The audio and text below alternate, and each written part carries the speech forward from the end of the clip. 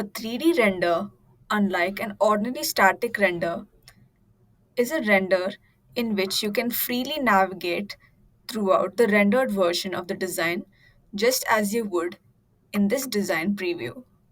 Before you run your 3D render, first ensure that all the material settings and light settings are proper. You can test these out by running HD static renders just to check if the look and feel of your design is what you would like it to be. To run a 3D render, select the Render tab and select the 3D render icon in the toolbar.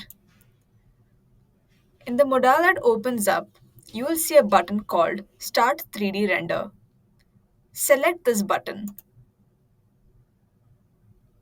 When you select the 3D render icon in the toolbar after a while, you will see how many minutes ago you have run the render, and seeing the status bar in this pop-up, you will see how far the render is on its way to being created.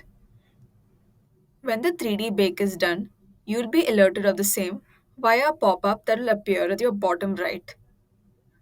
This will usually take place after around 45 minutes to 1 hour depending on the complexity of the design. To check this 3D bake, click on the 3D render icon in the render toolbar, and you will see now that in the pop-up there is a link that has been generated. Click on this link in order to open the view. Now, as you can see, you will be able to open the design view of the same just as you would in a normal design preview. However, the only difference is when you go to your 3D view, it will all be done within rendered mode, and you will be able to navigate within this rendered view in the same manner that you are able to do so in the render preview.